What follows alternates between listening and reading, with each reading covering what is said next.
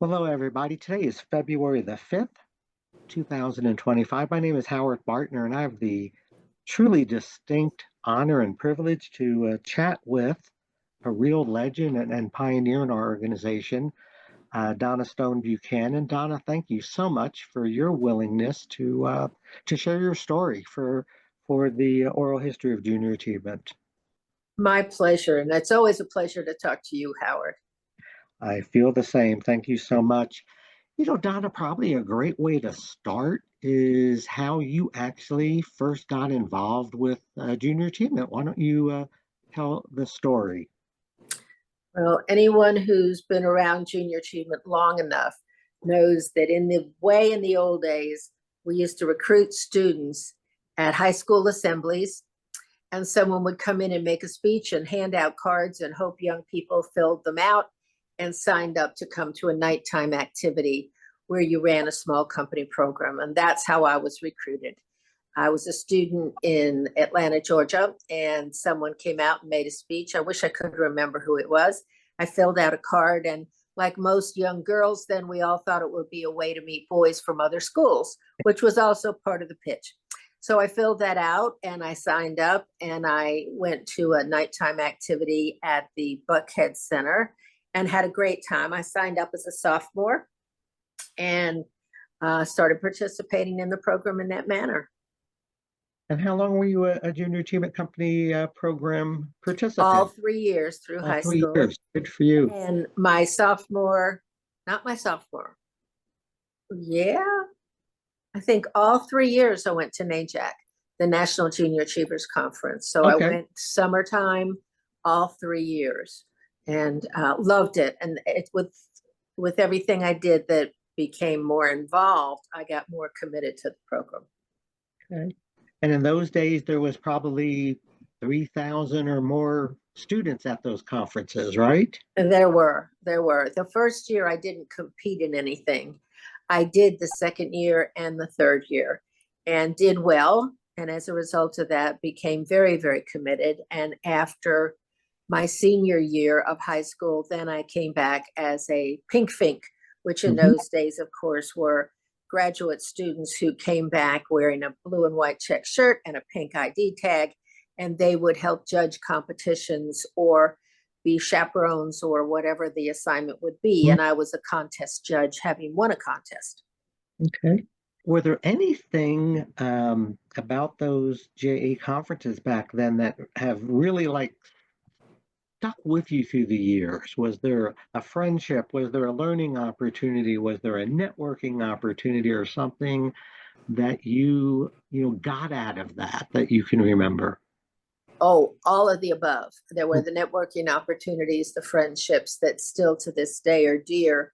But I would also say one of the biggest learning opportunities from a career standpoint came from that. The first one was from the year I competed and won my national contest. And in the final interview round, I was asked a question about what was going on now in Yugoslavia. It was a current events question. Hmm. They were asking questions that were very deep in a lot of ways. And when they asked me that one, I looked at the three judges and I said, I am sorry, I just honestly don't know. And so I was sure I was out Mhm. among the five finalists. I'd been dropped. And so when they announced my name as winning, I was floored. And afterwards, one of the judges came up to me and she said, I have to tell you, the reason you won was the fact that you said you didn't know an answer. And she said, I was really proud of you for that. Always, always remember when you don't know something, be honest that you don't, and then follow up and find out what the answer is.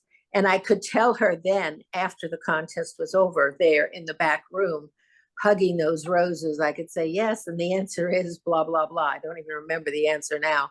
But she said, see, that's just what I'm talking about.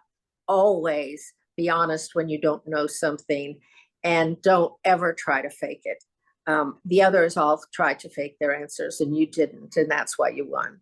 And it was, I've always held that very dear to my heart. So that was an interesting learning that I've received through junior achievement.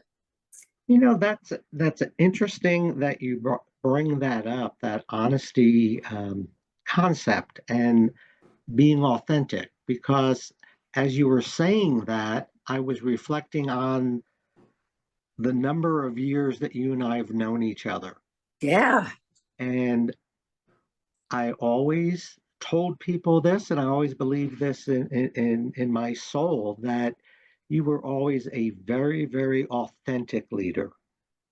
Oh, And thank you. isn't it amazing, though, that one little tidbit from that one contest that resonated with you and that became part of who you were. So that's kind of cool. I appreciate you sharing that story. And Oh, just for some other fun memories, do you remember any of the products that you made in the 3 years that you were in the J Company program? yeah. And none of them were very exciting. And so I have to say, we made money every year but one. And the year that we made coat hangers, well, as so many companies did. We Hmm. made bows, Christmas bows, and sold those. And those years we were okay. But the year we lost money, we had the coolest product.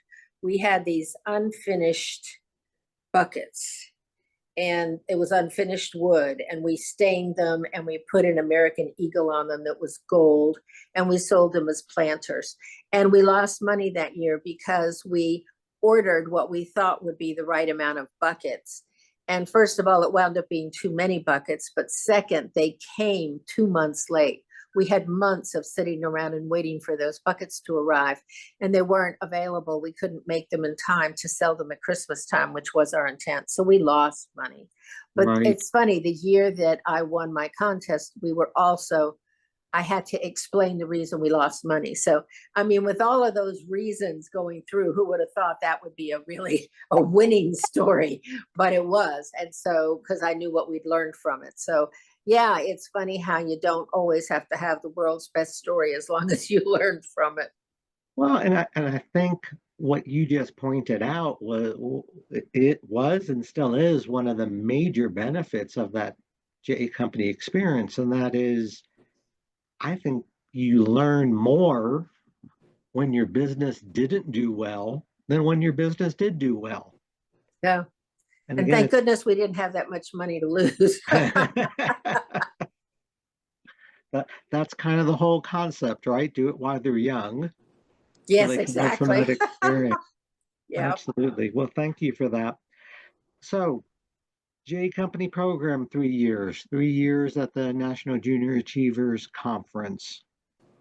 You then, how did you get reconnected with JA from a professional level? Where did that start? Well, I stayed a pink fink, as they called us, every summer following my student experience. And every year when I would go back and judge contests, I would always see Joe Francomano and Jack Spencer and a lot of people. And they would Yeah. always say, "Why don't you come to work for JA one day?" And I was working my way through college, and I thought I wanted to go into retailing. Hmm. And I started retailing when I first graduated, but was pretty disillusioned quite quickly that that was not where I wanted to be. And so after a while, I thought, I don't know what I want. I flat out don't know what I want to do. And so I called Jack Spencer and Joe Francomano, the two people I knew that were as high as it could be in JA. And I said, I said to both of them, you said one day there'd be a job for me. Is there any chance there really could be? And it was funny. They both, JA didn't hire and place people ever in jobs, but they did both tell me that they knew of two people looking for staff. One was Hmm. in New Orleans and one was in LA. And so I thought, well, I've never been to the West Coast, but that's really far away from my family. Maybe I'll try one a little closer. And I'd never been to New Orleans. So I called Dan Verbest, who was the president of Junior Achievement in New Orleans at the time. And he said, I'll buy a plane ticket, come on out and interview. So I did. And by the time the weekend visit was over, I'd agreed to go to work for him as a program director. And I had rented an apartment, and I was going to be having a moving truck pick up my furniture the next weekend. So I moved out to him and I started as a program director. And I stayed there only for 1 year because the man I'd been dating in Atlanta came out to see me the next weekend and proposed. And so I said, well, I don't know. Let's wait a year before we do this because I really like working for Junior Achievement. Well, the engagement worked out and he became my husband for 37 years until he passed away. But I let JA know through Jack Spencer that I love working for JA and I love working for Danver Best, but I need to live in Atlanta, Georgia because we're getting married. So he said, well, I need an assistant vice president, regional vice president. Think you'd like that job? And I went, sure. I mean, I was really blessed. I was very lucky. So he said, well, come on out and talk to me about it. So I flew out and talked to him. And the week after I got married, I started as an assistant regional vice president for the Southern region. And Wow. my job was to run around and talk to the smallest of the JA areas in the Southern region and help them with any problems they may have in their programming. And I kept that job for about 2 or 3 years, and I really enjoyed that job. So that was my next step. And from that point on, I sort of fell into my next few jobs within Junior Achievement.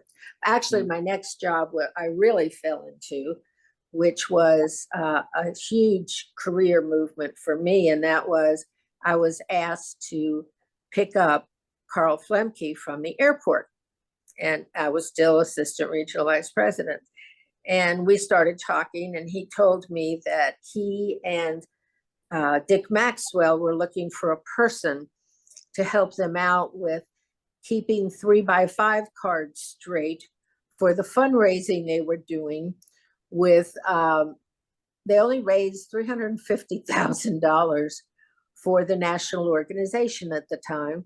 And Dick Maxwell was going to retire in a year, and Carl Flemke was going to come in as the assistant regional vice president and hopefully president. And they just didn't want to lose any of that $350,000, and they needed somebody to take care of that for them. And they were interviewing a lot of people, but would I consider interviewing? And I said, well, when Dick retires in a year and you become the president, would there still be a job? And he said, no, it's just a 6-month job, but we would find you another job in JA. So I said, well, I guess I would interview then if Jack Spencer said it's okay. So Jack said it's okay. He said, I'll take you back after 6 months. So I said, okay. So I interviewed and I got the job, and the job wound up lasting for 8 years. So Donna, before we talk about that experience, I want to back up just a little bit again from a historical standpoint. You mentioned the name Jack Spencer, who was oh yeah, what a dear man. He was the regional vice president at that point in time, and you also mentioned Joe Francomano, and you mentioned Carl, and we'll get into that as well. But give us a little insight into working with Jack, but also for folks that don't know about Joe Francomano. Oh my gosh, they were both such legends. And at the time you see them as a boss or a wonderful gentleman who was kind enough to talk to you and give you opportunities. But now as I look back, they were absolutely unbelievable leaders in making our organization not only begin and get started and grow, but establish such important pieces of who we are, even to this day. Joe Francomano, especially, he was number 2 in the organization for so many years. He started us. He opened up more junior achievement areas in this country by traveling and building boards of directors and opening up those areas. And he formed boards of directors with the highest of leaders from the business community. I mean, names that you would never think would consider serving on the board of an organization of a nonprofit. The highest of board leaders that I don't know that we've ever reached those heights since. And so Joe was just an amazing man, and so kind. And then also Jack Spencer was just such a dear, dear man. almost like a father. And um, he cared so much about everyone who worked for him, and he had such a sense of humor, and he liked to have lunch every day with his staff if they were in town. And um, he always had good values. He always cared about those around him. And as a regional vice president, he would work so hard to make sure that the areas within the junior achievement areas within his territory would be successful. And I know he was in areas before he was in the South, but I only knew him in the days when he was in the South. He was a great gentleman. We stayed in touch until the days when he passed away, but he was a great guy, great guy. We had some really strong folks in the old days. Yeah, it sounds like these two gentlemen who you met as a junior achievement participant and as a junior achievement volunteer in those conferences, one, those connections were really important for you to start your career, but it also seems like they were role models for you. Oh, hugely so. And hugely so, not just for me, but so many of the people at my age at that time. I mean, if they were standing in front of all the students in the background behind you and I, you can see students at NAJAC. And if either one of those gentlemen walked in the room, all of those students would have applauded and been so excited just to see them. That those are the kind of guys those men were. They were just amazing. And I almost feel like Forrest Gump, who just happened to be in those places in those times, and was blessed to know both of them as I did. They were amazing, just amazing. Yeah, I love the Forrest Gump analogy, but I think many of us, Donna, who chose to make GA a career, right?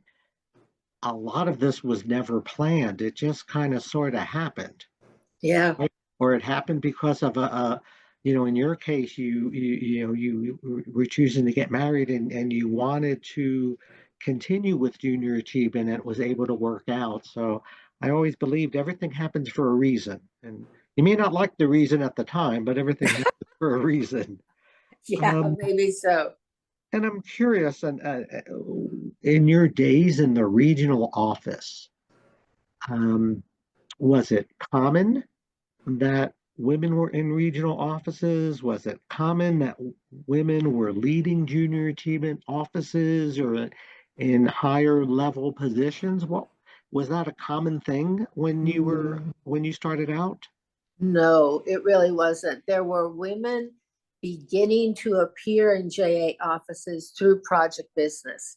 The Right? idea of the introduction of project business and the recruitment of volunteers who would go into schools to teach a program, that was new. And the strategy was that it would be only women driving this program because they would be women like school teachers or former school Mm, teachers or attractive women who would have that kind of job. And so there were women in that area, but not many women at all moving up the JA ladder in program, mhm. or as presidents. When I was going through my early career, there were one or two women who had been JA presidents, and in many cases, they were in cities where nobody wanted the job and they had no choice but to hire a woman. And it was very hard, even in my days when I began in the national fundraising job and started that department. It was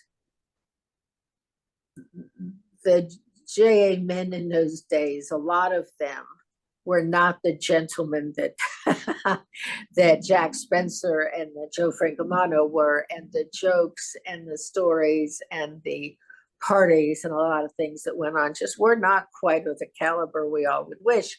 And women had a hard time and would start at the lowest levels and were rarely promoted. They were held back in that way. And then there was later on a definite effort to bring women along, but It was a long, slow climb, a very long, slow climb for a lot of women. Was that, and that may seem so foreign to today's junior achievement workforce, and I don't have Oh, yeah. statistics, but I would venture to say that 75 to 80% of junior achievement's workforce in 2025 happen to be female. Yes. And that shift, it started because of project business. I think that shift started part of the reason why it became more of a, I'm going to use the word sales organization. Mm-hmm. Selling project business was a very different experience, right, than talking about the J Company program. Mm-hmm. But I'm curious, when you were in the regional office, so we'll stay there for a second before and then go on to your fundraising at headquarters. Was the lack of women leaders, was that something that you were conscious of? Was that something you kind of accepted as the way of the world in that time period? I mean, how did that impact you? It was hard, but it's interesting. It was harder within the JA world and the JA folks that I was talking to. It was harder there than it was in dealing with the boards. When I went into a market and was trying to help a JA area, it usually also included talking with their boards Mm-hmm. and some of their board members, be it only tied to fundraising or the entire board on some issues about some of the changes we were going to make or how we were going to help the area be more successful than it already was. The companies were way ahead of JA. The companies were already much more aggressive on working hard to hire and promote women. They already knew they needed to do that, and they were already on the way. And so they didn't have any problem with me being there at all.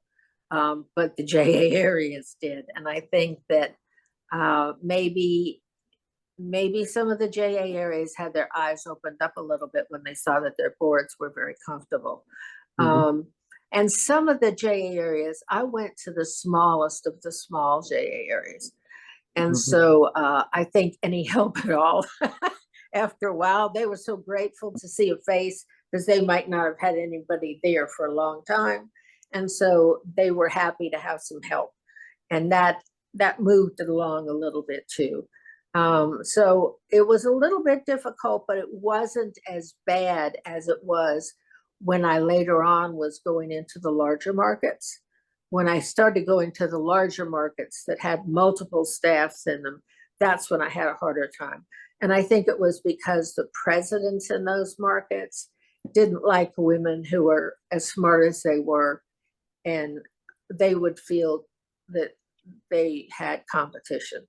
They didn't want to think that a woman would compete with them for their job because it was always a man's world in the presidential arena and the top, and probably the vice presidential arena in the large markets.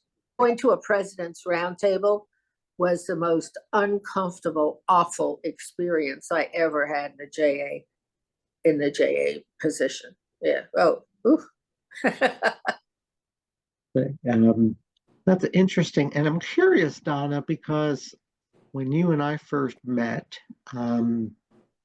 you were in that fundraising role at headquarters, and we'll address that as well. But I know through the years, I viewed you as a mentor. I know others viewed you as a mentor. That early experience, did that kind of motivate you to become more of a mentor? Was that something that just kind of evolved naturally? Because as I said, many people would have said Donna Buchanan was a mentor of mine. And I know I Oh, really feel that way. oh, you're so kind to say that. I didn't see myself as a mentor in those days. I just saw myself as Howard Bartner is a really neat guy and has a lot of potential. And I hope I can help him. When you asked me a question, I just wanted to help you. Well, I didn't see myself as a mentor. Not until a whole lot later when mhm. they were trying to officially make some of us be mentors and assign those kinds of roles. I didn't see me as that. I just saw me as wanting to help folks to be successful. That's just kind of how I was raised. That it wasn't a formal kind of thing at all. It was just how to help. Right. And it could be, and like you, as I first joined the organization and I came in as a program director role, and you would meet people at conferences or different events. Um, it was really impactful to me when the big shots came up to me, or I went up to them, I introduced myself, and they would spend the time. I'm kind of reverting back to your experiences with Joe Francomano and with Jack, and that those folks took the time, right, to make you feel valued. Mm. And I know for myself, I always said, I know how these folks made me feel, and if I could make other new folks feel that way as they came into the organization, I was going to do that, because I think with that mentoring, those personal connections, is what really kept us, those of us that made this a career. That's what kept us going, because as I always told people, junior achievement is not complicated. It's hard, but it's not complicated. Exactly. That's well said. And those relationships are what pulled us through those difficult times that we faced. So I was just curious whether it was something you intentionally did or whether it was just something that came natural. It sounds like a little of both to me, actually. Well, nothing to me is worse. I've remembered times in my life where I was going into a big crowded room and I felt very uncomfortable inside. And you always had to smile and go through and fake it till you make it. And Right. so I would go into some of those JA environments and I'd see people who were new or first time conferences, and it would show it on your ribbon hanging down. And I just remembered being scared, and I just wanted to help people smile or feel a little more comfortable, because I know exactly how that feels. So maybe that was part of it. Maybe it was a little bit of both. I don't know, but Well, sure glad as you're I, here. as I said, I remember how you made me feel. I vividly remember watching you interact with people at events and at conferences or at meetings, and you and I've been to a lot of those together through the years. Oh yeah. So you were probably more of a mentor than you give yourself credit to. Oh, well, thank you. That's kind. But let's scoot back. You were presented with this incredible opportunity. Carl gave you a 6-month job and said, "Yeah, it's not going to last after 6 months." And Carl was quite the salesperson. Yes, but then I got a phone call saying we want you to fly to Washington D.C. to interview with the other people you'll interview against. And as I walked into the hotel, I was met by a very seasoned older gentleman in JA who said, I've got this job. This job was meant for me. And it's for sure. I don't know why you're here. They expected it to be for me. I'm promised this job. So you just better, I wish you would just not go in. But if you have to go in, just know this isn't for you. And it was someone who I had met 3 or 4 times in the organization, who was probably almost 60. And mhm. someone who was way above my pay grade, way above my pay grade. Mhm. And so I almost just sat down and didn't go in. And then when I went in, I answered the questions and I go in and there's a table sitting there with Jack and Dick Maxwell. And I had never met Dick Maxwell Oh, ever. I'd seen him at a podium once or twice. And I had only met Carl once in a car driving him to the airport. So I went, oh, this is just really uncomfortable. I had a plane ride. What's this? And then I got a phone call the next day offering me the job. oh wow. Yeah. And then my very first, when I flew up to start the job, I was told I'd really work with Dick for most of the year. So I flew in and Dick picked me up at the airport and takes me to his house. and I have dinner with he and his wife. And he said, all right, now let's go to work. Well, I'm a morning person, and I'd gotten up at like 5 in the morning to catch this early flight. It's now 9 o'clock after drinking wine, and he hands me this big stack of 3x5 cards where people gave $100, $150. Now, here's how we're going to do this. And I'm going, oh my gosh, how am I ever going to do this job? So anyway, it was not a pleasant experience. And the whole time of that year was a fascinating time. I won't get into what it was like because we don't want to dwell on this during this meal, but during this interview rather, but it was a fascinating time. And Dick would tell me what to do with each appointment. And then Carl would call me on the phone and say, are you going to see so-and-so? And I'd say, yes. He said, whatever Dick told you to do, add a 0 in what I was asking for. And so, okay. Carl was a big thinker. Yeah, well, it was an interesting time. I bet. Now, in that period, Donna, headquarters was in Stamford, Connecticut. Yep. And you were still in Atlanta, or did yes, you I was relocate? still in Atlanta because I was going to be in Atlanta when the job was over in 6 months. Right. So, yeah. So, when I said at the beginning that you were a pioneer, you might have been one of the first JA employees who telecommuted to work. You worked remotely. Yeah, I did. We laugh about that, right, in 2025, but this was, I was going to say, if this was before Dick retired, this had to be in 1980, 1981-ish. It was 81. Yep.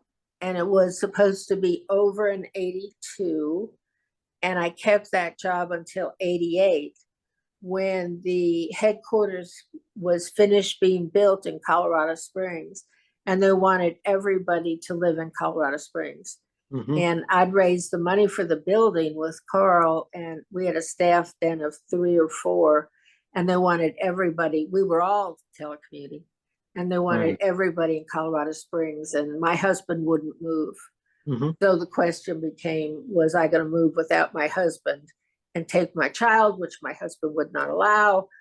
And so it was very tough. So that's when I resigned and left JA for 5 years and then came back.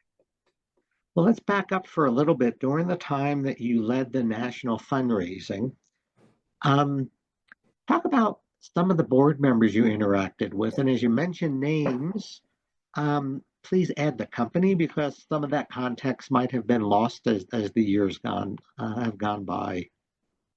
Oh, yeah. And I inherited them. I didn't recruit them. When I started, Dick Maxwell was also a great builder of boards. So when he retired, this board was in place. And there was in place a finance committee. So as head of national fundraising, I was responsible for the finance committee. And I'll never forget my first finance committee that was mine alone. The meeting was going to be at the University Club. So I'm there to go to the University Club. In the room waiting for me upstairs was Frank Carey, the chairman of the board of IBM, David Kearns, the president and chairman of the board of Xerox, John Young, the chairman and president, CEO of Hewlett Packard, Hicks Waldron, the chairman and CEO of Avon Products.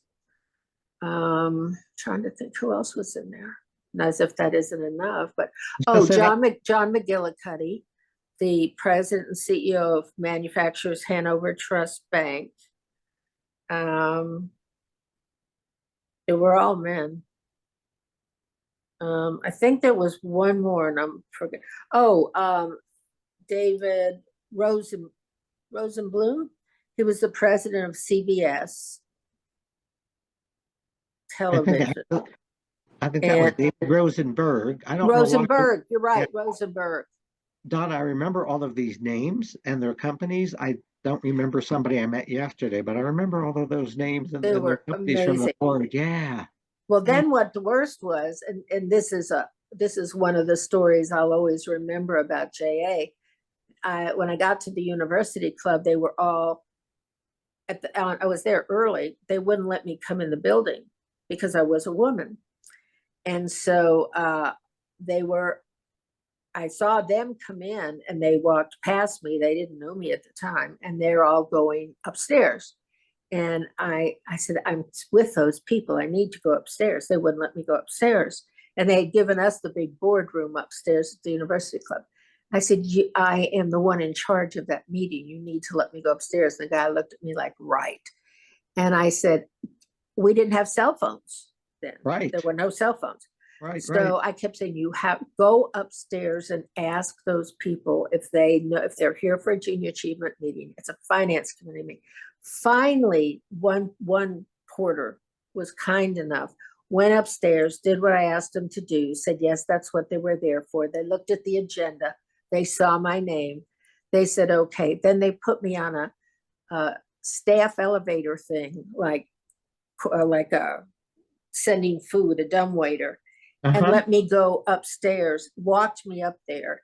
And then they said, this is Donna Buchanan. Does anybody know? They said, yes, we do, are expecting her. And then they let me in the room so I could go to the meeting.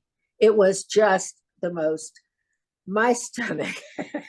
Anyway, we had our meeting, and our meeting was a good meeting, and nothing like that happened again. But from that point on, it was always asked if a woman was allowed in the facility where we were going. That was one of the biggest glass ceiling experiences I'd ever had. It was awful. And how were you able to keep your composure? Because one, right, you're probably frustrated that these people aren't letting you in this meeting. Two, you're frustrated that you had a meeting and these people are going to think you're not there on time, which that's like the worst feeling in the world, right? When you're running late to a meeting with these important people. How were you even able to recover from that? It was not easy. But then when they heard what all had happened, they had empathy. They were all all wonderful gentlemen, unbelievable gentlemen. And they actually, I think, wound up enjoying having time talk to each other, because I doubt if those men ever sat at a table with each other very much. Right. And so they had like all this took like 15 minutes, but to me it was hours. Oh, I bet. Trying to get up there. I bet. Well, good for you. And isn't it amazing, right? That one interaction, right, then changed that minor detail for all other meetings. Well, yeah.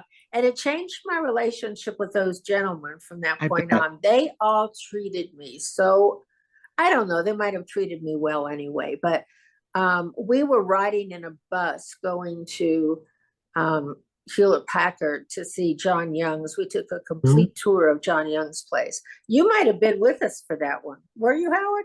Were you with National then? Anyway, this was during the time when John Young was giving us all a tour, and he had people wearing overalls. And at the time, you know, nobody had anything like that in business. And he was showing us the rooms where computers took a whole room, you know, big, huge computers. And on the way out there, we were talking about doing a strategic planning process. And Marvin Butts was going to be in charge of it. They kept saying, Marvin doesn't know what he's doing. And Hicks Waldron from Avon was sitting next to me. And I said, what does a strategic plan look like? Tell me. So he pulls out a napkin it was in his pocket, I don't know why. And he starts doodling on a napkin a chart for a strategic plan. He said, take a look at this. We would do no. And I showed it to Carl later, who is at this time president now. And he said, my God, that makes so much sense. Well, we did our strategic plan from Hicks Waldron's napkin doodle. And it was great. It passed the board. Everything was wonderful. But that's how they began a different relationship with me, where they would tell me things and guide me. Like, I don't know, I guess they were teaching me, and they did teach me, and they were so kind from that point forward. I learned so much from those people. They were amazing. Right. I think that was one of the coolest things as a JA professional staff we got to do, interacting with these board members who in normal life we would never interact with. Absolutely. Right? But because of our involvement with junior achievement got to work with these folks and got to know them, and some got to know really well. It was kind of amazing. Yes, very amazing. So you were doing this fundraising job at headquarters for a while up until 87. What was the big change? When headquarters eventually did move, I think in 1987 to Colorado Springs. What were some of the programmatic? What were some of the strategic direction? What were some of the changes that were going on in the organization? Because Carl, as a leader, brought about and led a lot of change during that period because that's the time when I was just starting. So my first um, JA conference was in Williamsburg when Carl became president, and I was on staff all of 3 weeks before I went to that conference. So I remember those days vividly. But share some of the changes that you saw at headquarters from that from the time they were in Stanford until the time you left. Actually, I really can't help you with that, Howard. You'd be much better with that than me because I was there for the ribbon cutting Mm-hmm. when they moved out there, and I had an office out there, and I was on the leadership team out there, but I was only there for 6 months when I Okay. left. And Okay. I was gone for 5 years. And when I came back as the president for JA of Georgia. And I had Okay. to interview for that job Yeah. against 5 presidents from around JA. Yeah. So the things that were happening in JA, and there was a lot of change. I Okay. raised the money to start and bring in applied economics. I raised the money to start business basics earlier. I mean, I Uh-huh. raised all the money to do those programs, but I wasn't around for what happened when they rolled Right. out. Um, so I really can't tell you how new and different Yeah. and all those. You'd be the one to tell those stories, Well, my friend. but but you actually brought up two very important changes in the organization, right? Early on, you talked about project business, and that was the first entree into the school system, right? Hmm. Business basics, um, and Elementary then school. for the elementary school, and then applied economics for in-school, high school. Those things change the trajectory of the organization.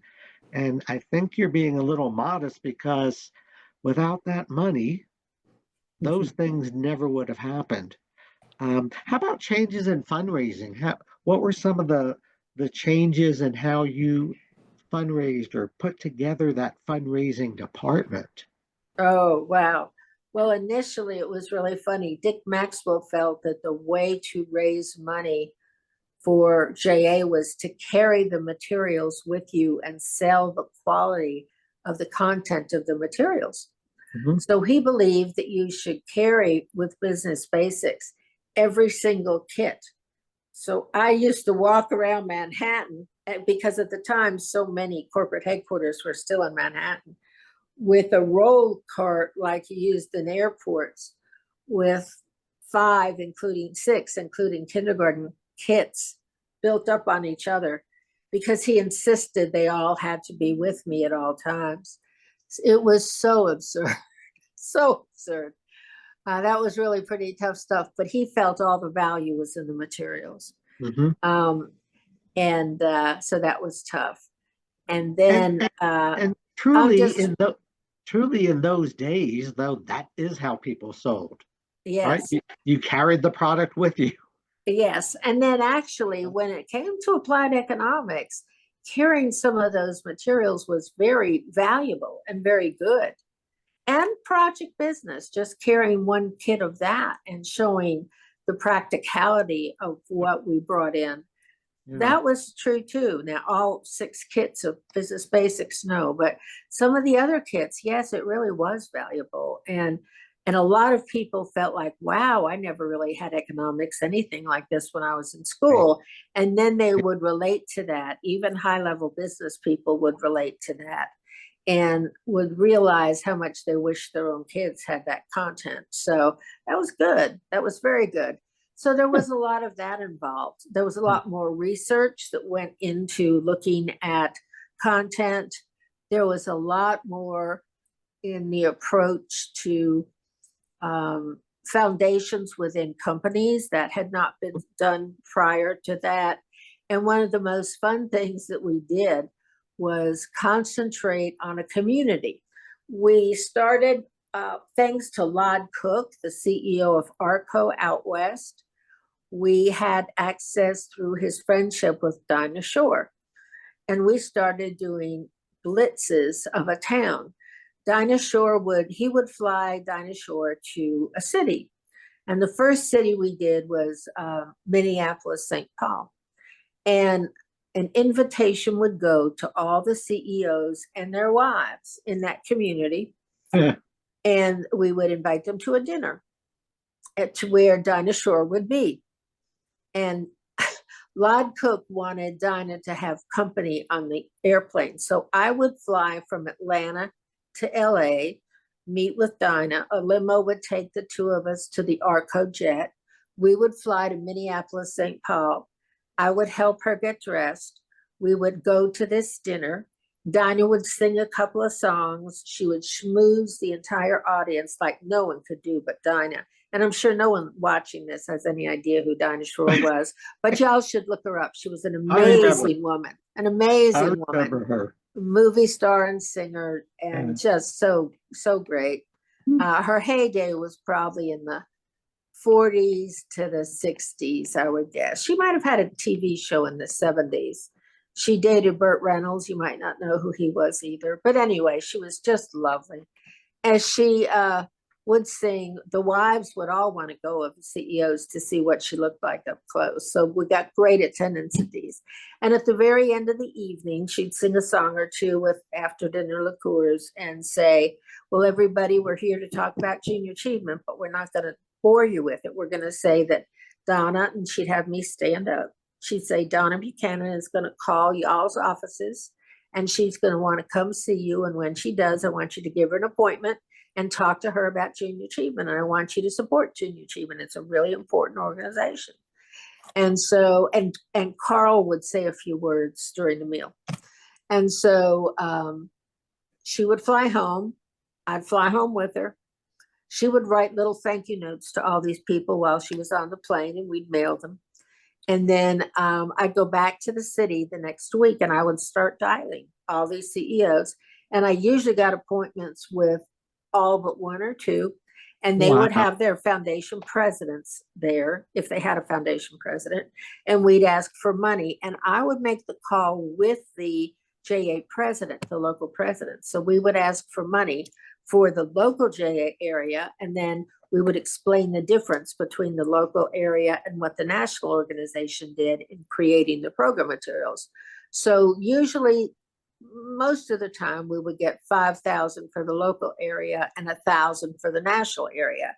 And we did that in, let's see, we did Minneapolis, we did Boston, we did New York, we did, who else did we do? We did 2 or 3 other cities before we stopped. And we had great success and everybody was glad we came, and Dinah got tired of them. That's why we stopped. But it was successful and it was great. But when you ask what we did differently, we focused. Yeah. And wow, what commitment. You know, I was aware of some of the things that Lord Cook did while he was chair of the organization, because that's about the time that I was starting out, and I was, I guess I was in the organization a few years before I became chair. But what an amazing show of commitment to the organization that he was flying you back and forth and flying. Yeah. I mean, that's incredible. Yes, it was. It was very incredible. But that's the type of commitment junior achievement enjoyed in those days. Yeah. Very, very high level individuals, very deep commitment, very generous pockets. It was just wonderful. It was just fabulous. Just fabulous. Well, and I know you're as happy as I am. In present day JA, we're getting a lot of that back. Yes. They say about history, right? Everything repeats itself, and it took a while, but at one point, I know the board wasn't quite as strong as it was when you were in your fundraising position, and then through the years, that board has strengthened, and that commitment has come back. So you led the fundraising effort to about 1987 for headquarters. You Hmm. stayed about 6 months after the organization opened up headquarters in Colorado Springs. Hmm. You then took what I'm going to refer to as a sabbatical.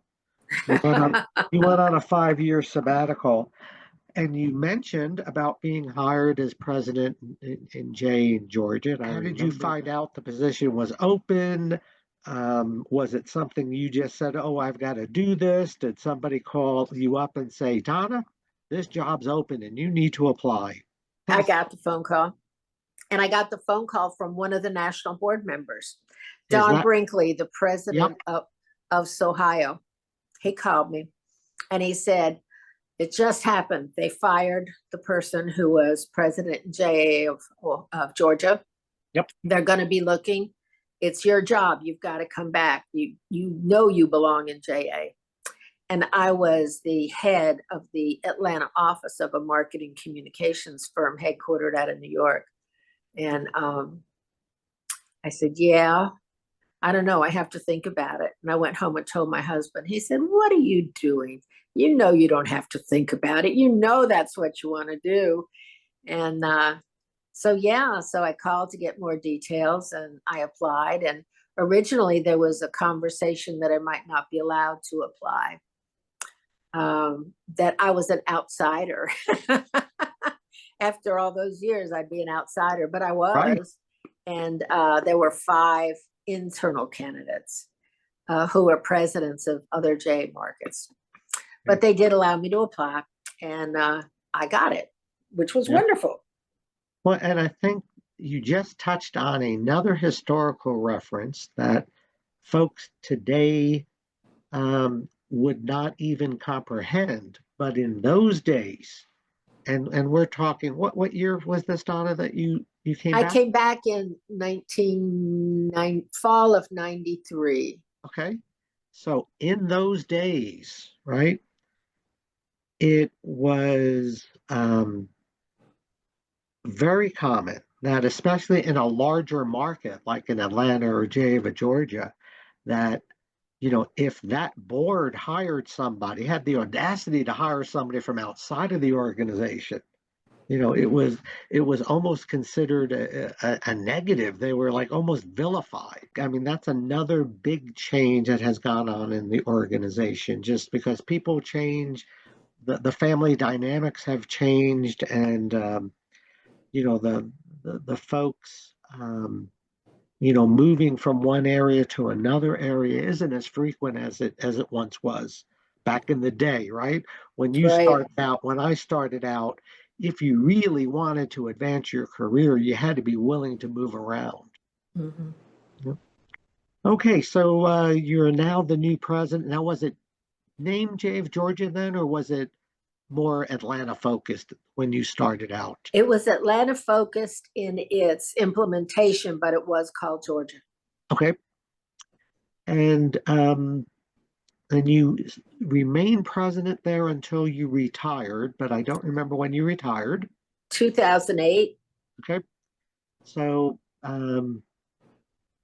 talk about some of the things, Donna, that you um, led the organization through. What types of transitions? What type of were there new programs that you helped implement during your tenure?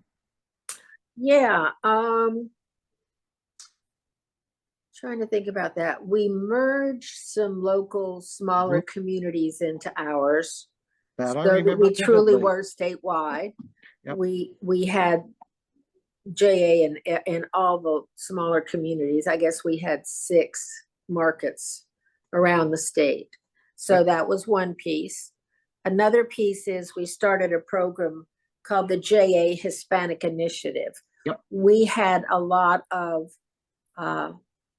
volunteers coming to me and saying that they were going into classes and he could see on their faces that they didn't understand a lot of the things that the volunteer were saying. And he knew it was a language difference, and he would talk, and they would talk to the teachers, and the teachers would say, you know, that they would try to be teaching some of the students English as a second language, but it was just offered as one class. So what we decided to do, JA was not in the thought place of translating materials at all, but what we decided to do was recruit Hispanic volunteers. Mm-hmm. And I researched and found out that there was a Hispanic MBA organization in Atlanta. It was the second largest in the country. There were an awful lot of Hispanic executives in companies like Bell South and AT&T and Cisco, and there were just a lot in town. And so I went for a grant, and this was one of my most exciting experiences. I went for a grant from the Coca-Cola Foundation and the Gosueta Foundation. Yes. Because Mr. Gosueta had been obviously Hispanic, but he also had a very large foundation in town. And I thought that maybe they would care about these young people and that their ability to understand so much about the American business system. And so I'd asked for $1 million a year for 2 years to set up a very structured, formal recruiting and training system for Hispanic volunteers who at least were fluent in Spanish, even if they were not Hispanic themselves. And we would add to the JA materials information about being able to discuss their time, how they came to this country, or how their parents or grandparents came to this country, and what their transition was like. And then for them to be able to speak in English and Spanish as they were teaching the materials. And so I'll never forget, I was driving from South Carolina to Atlanta. My father had just died, and we had done the funeral service in South Carolina, and I was headed to Atlanta for the other one. And Mrs. Gosueta had a habit that if she was going to give a grant, she personally would call the person she was giving the grant to. And I knew that while I was driving, that was the day that they were meeting.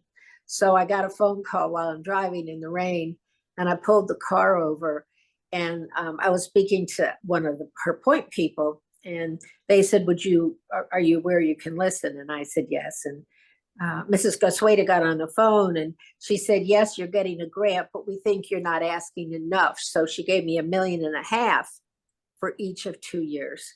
And she said it was the most exciting grant she'd seen from Atlanta in a long time. And she was very anxious to see this work. And it did work very well. We had this huge gathering and Ralph de la Vega, who was with Bell South, he had just become my board member, and he was very excited by it. And he held a meeting in Atlanta of every business person that he knew it was Hispanic, including people from within the church, because we recruited from within churches too. And we recruited people at churches because we knew they would be trusted. And it was a big success. It was a very big success. He was excited, and it just took off. And National picked it up. And I don't know how far it grew nationally. I just know we had a lot of success with it. And Mrs. Gosueta was very, very happy. Then I created one other program, and Ralph happened to be involved in this one too. It was called the JA Fellows. And we took pieces of materials from, I guess, 3 different high school level programs, but it was really based on the company program. And we had young people interview to be involved in this program. And it met at night like the old company program used to, but we took pieces some from project business, some from applied economics. And the young people would have days where they would run their company program, but also days where they had curriculum study. And the whole idea was to immerse them into really serious programmatic experience at the high school level for a couple of years, and that they would be called the JA Fellow, and it would be almost like a certification program, though we hadn't developed a certification. That was a little too much for us at that time, that these 300 kids that were selected would be very deep in JA and have a good head start on their lives. And we got good grant money for that from Bernie Marcus of Home Depot, and a couple of million a year for 2 years, 3 years at the time, and had gotten it at the time I retired. It was already in place and secure. And that actually turned into the basis of 3DE, the program that is now a full-time program tied to junior achievement now. It was an independent, now it's 3DE by Jack. And that was actually the reason that I decided to retire. I had hired Jack Harris in 2005, and I hired him to be a successor to me. And with the goal that I just knew that I had pretty much done everything I had to do at GA. I didn't know what else there was to do. And I was grooming him to be my successor, and he was really ready. And I was starting to worry that he would go to work someplace else because he was going to get bored. He was my COO the last year. So I decided I should just go. So I gave the board 6 months notice, 3 months notice. And I told them they should hire Jack, and they agreed, and they hired him the same day I resigned. And I stayed for 3 months, and Jack was all set, and he took over, and I left. So that's how that all came into place. And you all know the rest of that story. I'm very excited that he's now the CEO of Junior Achievement. Isn't that incredible? And what some people may not know is before you hired Jack, he was at that point, and I don't remember what the name was, but was working for the international affiliate or the international organization. Its name has changed so many times through the years, I can't remember what it was called then. Yes, he was. And he came to me and said, I'm looking for a job. I said, you are? He said, yeah, my wife's going to have a baby, and I can't keep doing this, carousing all over the world. It's interesting work, but he said, I can't do that anymore. So I'm going to be leaving. Because the international organization was based in Atlanta at that time. Is that correct? Yep. It was in Atlanta, and he was traveling all over. He was the only person other than Paul Ostergaard. And he said, it's just, I can't keep doing this. And he said, so if you ever have an opening, and I said, well, let's talk. So then we talked, and I definitely thought he belonged with JA. So I created an opening. And when I did an analysis on him, it was so funny. I had a board member firm, Wright Associates, do an analysis. They said, oh, he's got they did red, green, and yellow. And they said, he's green and yellow on everything except one. He's red as could be on fundraising. I said, well, I'll teach him fundraising. So when I hired him, I said, you're going to be director of fundraising. He said, what? I said, director of fundraising. And then it was so crazy because, as you probably know, when he started 3DE, he started with like $25 million. So he clearly knows how to fundraise. He did great, absolutely great. So I couldn't be more proud of him and excited for him.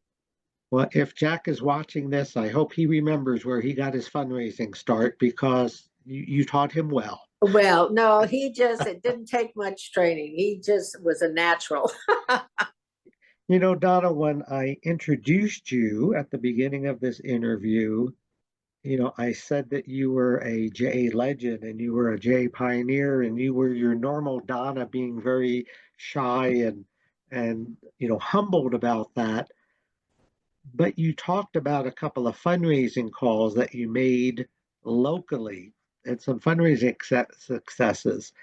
The $1.5 million from the Loizetta Foundation, and as you were starting the Fellows program. In those days, it wasn't common that local JA offices were getting $1 million grants. Now, was it?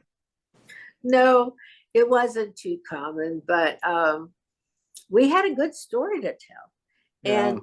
And it was so funny. Everybody used to say, what fundraising classes should I take, or where should I go to learn these things? And I've been on the board of the Andrew Young School of Public Policy at Georgia State University, and they teach fundraising and all that. And I just look at all this. All fundraising is how much do you believe? in what Right. you're doing, and how much heart do you have for it, and how important is it really to do. And then, oh, by the way, it costs blah blah blah. I mean, that really is what it's about. And if people catch the fire of what you Right. believe is true, and our organization has always had the highest integrity, then shoot, people get money. The other thing that you did, and this was very strategic, and again, this was not as common in junior achievement when you did this, but you had decided it was time to retire. You wanted to give the board ample notice, but you also put in a succession plan. Oh yeah, yeah. And in those days, succession planning wasn't common because a lot of JA areas, right, they struggled with keeping their doors open. You had enabled JA of Georgia to be in such a strong position operationally and financially that you were able to look beyond, right, June 30th. You said, gosh, I'm leaving. I need to make sure they have competent leadership when I leave. So you're very humble with some of the things that you did and accomplished. And I chose those words, pioneer and legend, intentionally when I introduced you. Oh, Howard, that's so sweet. Well, you know from times that you've had too, I know you do, that when you've worked really hard for something, and when I took Jay of Georgia, we didn't have the money to make the payroll the first Right. week I was there. And you just, when you've worked so hard and you're so proud of your staff and yourself for what you've done, and you've tried so hard, you so want it to not just hold together, but grow and grow bigger and better than anything you did, then you just got to make sure it stays together, and happily it's done that. And John Hancock, who's Yep. running Georgia now, is doing a fabulous job. Yep.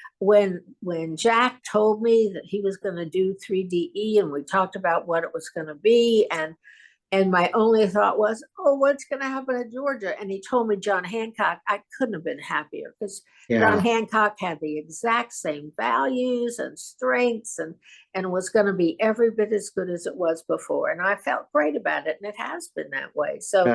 yeah, you feel wonderful. So, you know that feeling too. You just want perpetuity Yep. for all that energy. Absolutely. For all the time and effort you put into it, that's for sure.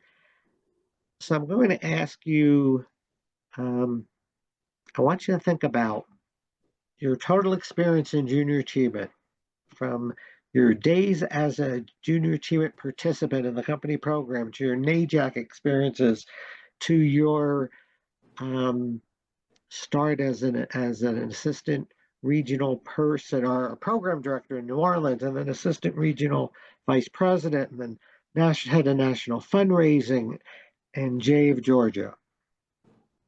I want you to think about one thing, one accomplishment that you were absolutely most proud of. Oh, wow. But it has to stay within that time period, not since you're retired, because we're going to get to that in a second.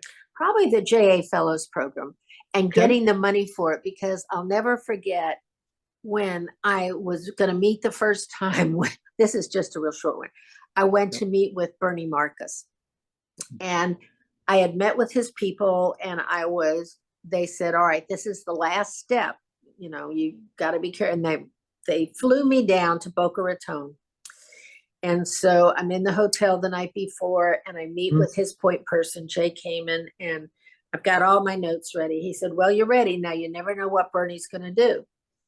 So I drive my rental car to Bernie Marcus's home and walk up, and I knock on the door. And Bernie Marcus comes to the door, and he opens it up. He says, hello, very deadpan face. And I said, hi, Mr. Marcus, it's a joy to meet you. He said, not for me, it isn't.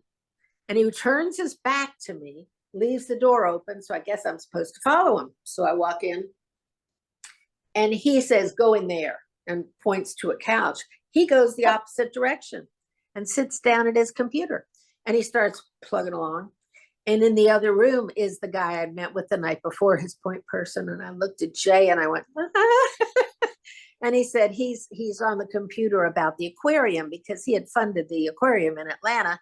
And he wanted to see what their stats were from the day before.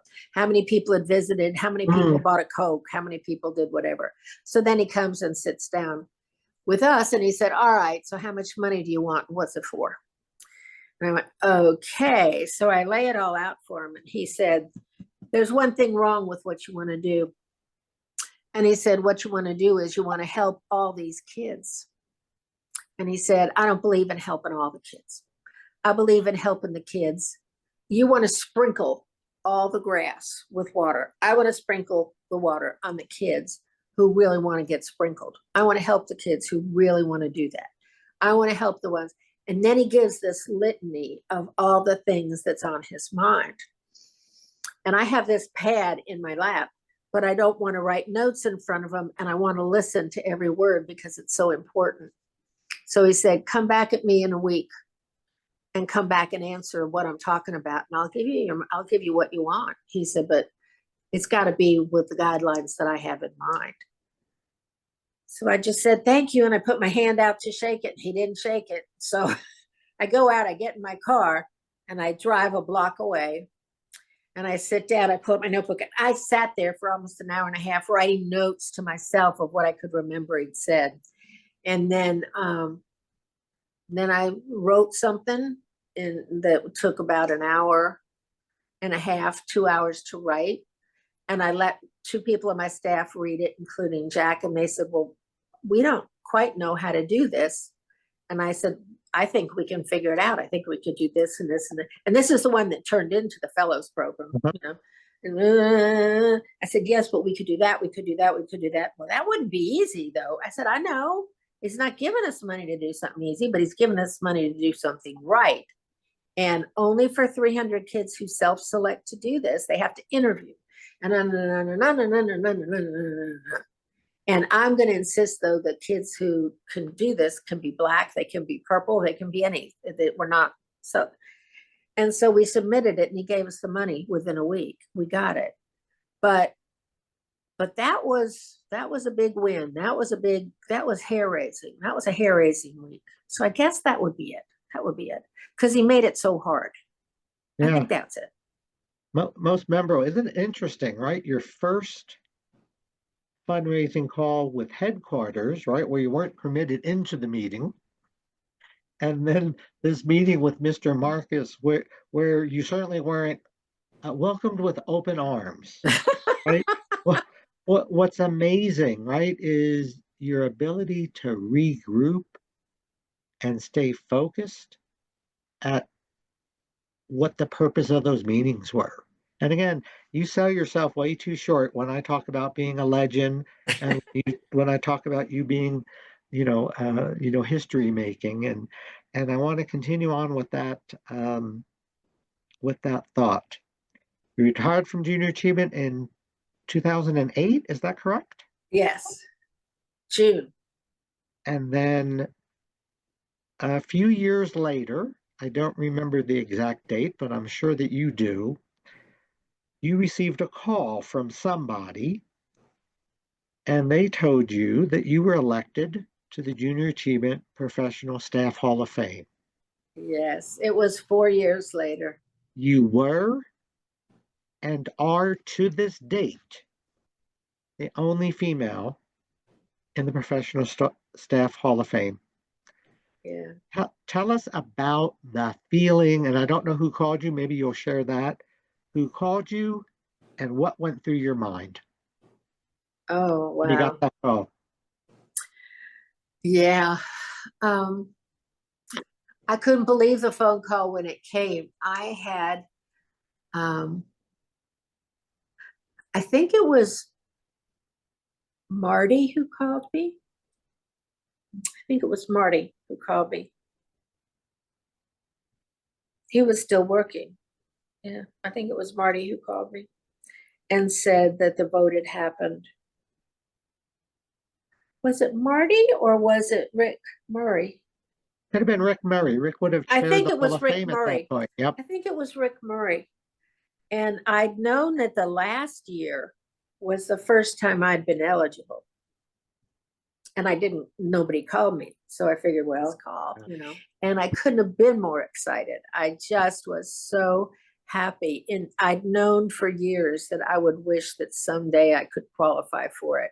And when it didn't happen the year before, I figured it wasn't going to happen because I'd seen more than one person be inducted at a time years before. And when I didn't go with Jerry, I figured I wasn't going to get it. And then when I did, I was so excited. And I had injured my heel. I had a broken heel. And so when I was getting inducted, I was on a cane and could barely walk up the stairs. It was really a yuck, but I was just so happy, so happy. And I still am so happy. And I so wish there would be another woman one of these days soon. And then when it looked like they were going to drop the Hall of Fame and not do it anymore, Marty and I and who else? It was Marty and I and Jim Hemack just didn't want to see it die for the sake of Gil and Ron. We started talking about it and talking with headquarters and trying to hope the human resources folks would hopefully rejuvenate it again. Because I really wanted there's so many people today still who could be deserving over time. And I didn't want it to die. And I'm so glad it's not dying. And I'm so glad there'll be more people over time.